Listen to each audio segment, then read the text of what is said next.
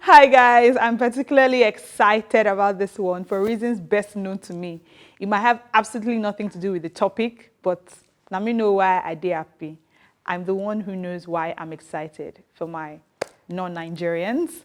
Okay, welcome back, welcome back, welcome back, welcome back, welcome. Yeah, focus, right? How do you know that somebody is the right person for you? How do you know he or she is the right person for you to be with?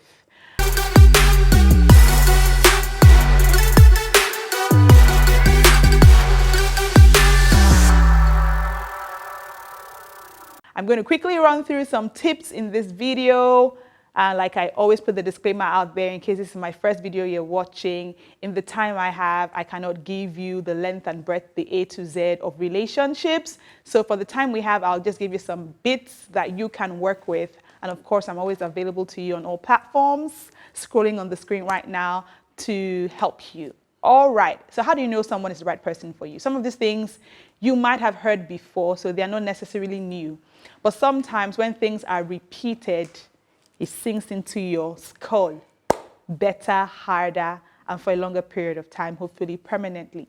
All right, so in case someone said this to you before, I'm like, it's not by that, Jill. Here's another person saying this to you as well. The first thing I think is important in finding out who the right person is ensuring that you know yourself well enough. This is so critical. It's just like you're going for a job interview or you're going for a job role. You literally need to know the job description that you're applying for. You need to know what the company needs. Then you need to look at your skills and say, okay, do I have what this company requires on my CV? All right, so you would need to ensure that they also have what you want, the training systems, the kind of work environment. Maybe some people like, okay, I have 2 days off to work remotely and then I can come into the office. You need to make sure that they have what you want, at least to a large extent, even if not completely. And then they also need to ensure that you have what they want. So you're not going into that interview room and you're a biochemist or something with no other work experience and you're training to be, I don't know, the CEO or training to be the HOD of a department that teaches, I don't know, what is so totally unrelated, that teaches Montessori teaching to 2 and 3 year olds, right? It will be very disproportionate. So it's very important that you know who you are. This is why self-discovery, understanding your purpose, loving God more, getting closer to God, because the truth about it is the best version of yourself is in Him. He's that mirror. That is why the Bible says, as we behold Him as in a glass, we are transformed from glory to glory. The path of the just is a shining light that shines brighter and brighter. So the more you reflect in Him, the more you see of yourself. And you know, okay, I'm good at this. So, okay, in 10 years' time, this is where I should be. This is what my personality is like. Oh, this is what I need to be a better person. Oh, this is what you start knowing yourself better. And then when you know yourself better, it's easier to spot out who you can take along with you, right? So for example, you're trying to get a dog. You know the breed of dog you want. You've searched out pictures, you've searched out how to take care of it, you've searched out its traits. When you go to the vet, even if the vet is trying to sell you something else, you know, nah, this is not what I researched. This is what I'm looking for, right? So number one, it's very critical that you know yourself, and so you know who is fit enough to go with you. So when the boy is toasting you or the baby is saying yes to you, you're not just buying into the sweet nothings. You're not just enjoying the dates, enjoying the movies, enjoying the attention, because all those things will fade. At the end of the day, the person doesn't have the substance for the person that you are. It's going to end in premium tears. It's going to end in heartbreak. Then you now start saying this relationship thing is not for me. It's a lie. You did not do your homework well in the first place. So that's number one. Number two, it's important that you understand perspective. You need to do away with some very shady ideas. And I know somehow they become very ingrained in us, knowingly or unknowingly, consciously or subconsciously. You need to do away with the fact that all men will cheat. You need to do away with the fact that the first year is the honeymoon year. After the first year, the honey has finished. Anything you see inside the marriage, you take it like that. You need to do away with, it will become boring after a while. Variety is the spice of life, because some people legit believe that they cannot stay with one person for the rest of their lives. You know, all these funny things, that for me to be a good husband, I must always have money. And if I cannot give my wife money, then I'm a bad husband. Then she will not respect me. And that's not true. I tell people all the time, money is not the only currency in marriage. There are so many other currencies in marriage. This is why you see a woman will spend her life savings on a man that she trusts, believes in, even when the man has nothing. Now, this is different from sponsoring a silly person's life, or a man that does not have plans for his life, right? But when she has seen something in the man, and the man has been able to prove it over time, she will willingly give her money. So money is not the only currency in a marriage, right? And children for the wife, or whatever it is that they expect women to do all the time, that's not the only currency. So even if a woman doesn't have children, it doesn't mean her husband should look for another wife, or the marriage should go bust. No. I know couples who have not had children for years, and they are one of the happiest couples I've ever seen, right?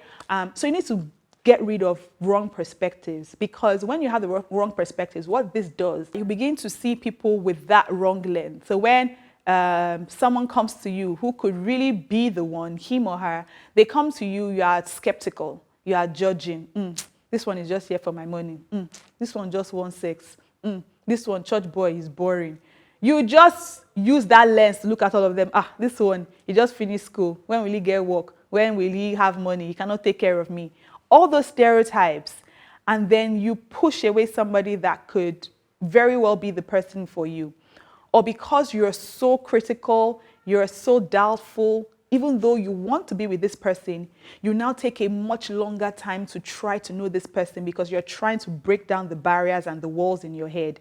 And so even if maybe you should have got to know this person in 6 months, maybe get married in a year and a half, it probably takes double that time for you to know the person and break the barriers and get to be with that person.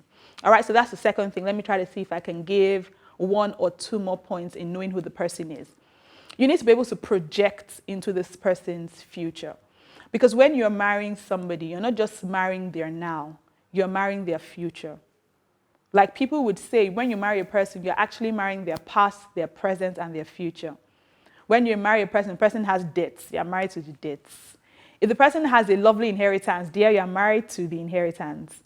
If the person has a troublesome family, you are in a way married to this troublesome family, because they will come for baby dedication. They will come and sleep in your house. They will say, I'm in the neighborhood, they want to stop by. They will come to your house, right? So you need to ensure that this person has a picture of where they are going. I always say, seeing how it goes is not a strategy. You can't get into a relationship just to see how it goes and then you make your decision. You don't have that time. Well, maybe some people have the time to waste, but ideally you should not have that time, right? So you need to know, where's this person going? Can this person articulate it? Even if not to the finest nitty-gritty details, but good enough for you to have something to work with. Then you can now say, okay, this person's future kind of aligns with mine. We're kind of doing similar things. I can support what he does. I can support what she does. I see how her personal purpose and my purpose can merge, can find a meeting point. Because this is when even the issue of submission comes in. Why some ladies struggle with submission, they want to do their own, and the man is like, no, I want to do this. This is what we should do. Should be priority. But when you can find stuff that you guys can do together, enjoy together, growing together, submission becomes a non-issue, amongst other things. But identifying the person's future and seeing that you can find yourself in it, then you're good to go. Finally, I'll just say, look at the things on the surface. Do you enjoy being with this person? When this person is not with you, how do you feel? When you're with this person, how do you feel? Do you feel more excited? Do you feel like you have a new burst of energy? Do you feel you want to work harder to be better? Better for yourself, better for the person, to be a better contributor to society? Does this person bring you closer to God? Which is also another important aspect. Please, please, and please, can we just spare ourselves the headache and marry somebody of the same faith? If you're Muslim, marry a Muslim. If you're a Christian, marry a Christian. And any other religion. Don't be like, love is love, God is God, we're all together. You're going to give yourself problems. Or somebody is going to deny their own faith or not uphold their faith as strongly. Somebody is going to try to push down another person's faith. It's going to be a mess. somebody wants to speak in tongues, and that person like, what are you talking about? And then you have children, who the children become, are they allowed to choose whatever they want? I feel it's a bit too all over the place. To ensure that the person's faith and yours align. And when I say faith, it can even go down even up to denominations. Some Pentecostals and some Catholics do not believe in the same thing. Generally, a lot of things are different. Can you deal with it? So don't say, oh, we're all Christians. Yes, we're all Christians, we're all heaven bound. But some doctrines are different. And so you need to know how you can deal with that in the long haul. Am I mentally motivated by this person? Can I have a discussion with this person and feel like I'm not talking to a wall? Can I feel like this person is giving me life, giving me vibes? This person is making my mental frequency increase. I'm actually better. I'm reading more books. I'm studying more. I'm taking this course. I'm taking that course. And then, of course, you need to be attracted to this person. Don't be one of those people that be like, God told me to marry you. You don't like how she smells. You don't like how he looks. You don't like how they dress. Of course, some things can change. Some things can improve. So don't say, I don't like how they dress, and then no. Dressing can be improved upon. If the person has teeth, funny teeth like mine, braces, Invisalign, all these things are there. They can be helped, right? But you should be attracted to this person. The person doesn't have to be drop dead or drop living gorgeous. But be happy to wake up next to this person. Feel that emotional, hormonal connection. All right? So certain things can be improved. So don't linger too much on those things. Be attracted to the person, improve what needs to be improved, but make sure that spirit, mind, and body, you guys are aligned. You don't need to hear a voice from heaven. You don't need to find out if the person is the one. And that's another topic I'm going to do another day. Is there only one person for you to get married to? My simple answer to that is absolutely not, right? So don't kill yourself as long as these things align and you give it time. Don't meet someone in 3 months and feel, oh yeah, we're good to go. You might see something very different after another 3 months. So once these 3 things align that I put into different bullet points now, and you give it time and you've prayed, go ahead and be with that person. All right, so another easy way you can learn more about this topic is to get my book, 0 to 10, Rate Yourself. 10 reasons you might be wrong about Mr. Right. So yes, it's predominantly for women, but guys can read, or you can buy for the women that you love, your sisters, your friends. You can get the hard copy, just send me a DM on Instagram, or you can buy an e-copy and just click the link in my bio on Instagram, and it will lead you to Okada Books where you can get the e-copy. All right, thanks again for watching. I'll see you some other time. Bye.